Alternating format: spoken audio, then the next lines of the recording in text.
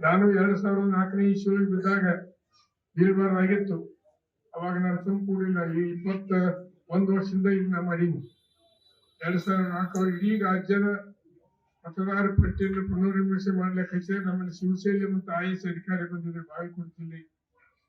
ಅವಾಗ ಬಿಳಿ ಕ್ಷೇತ್ರದಿಂದ 35,400 ಪಟ್ಟಿ ಓಟ್ಗಳು ಡಿಲೀಟ್ ಆಗಿದಾವ.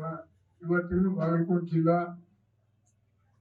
ಜಿಲ್ಲಾಧಿಕಾರಿ ಕಚೇರಿ ಒಳಗೆ ಸೇಫ್ ಆಗಿ ಟ್ರೇಜರಿ ಒಳಗದ.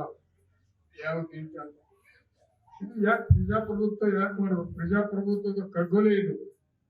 ಮತದಾರ ತಮಗೆ ಯಾರು ತಿಳಿತದ ಅವ್ರು ವೋಟ್ ಹಾಕ್ತಾರೆ, ಯಾರು ಆರಿಸ್ಕೊಡ್ತಾರೋ ಅವ್ರು ಆಡಳಿತ ಮಾಡಬೇಕು. ಮೋಸದ ಮುಖಾಂತರ ನಾವು ಎಷ್ಟು ಸಾಧನೆ ಮಾಡ್ಲಿಕ್ಕೆ ಸಾಧ್ಯ ಇದೆ. ಈಗ ಎಲ್ಲ ಓರ್ನ ಹೊರಗೆ ಬರ್ತಾ ಇದೆ.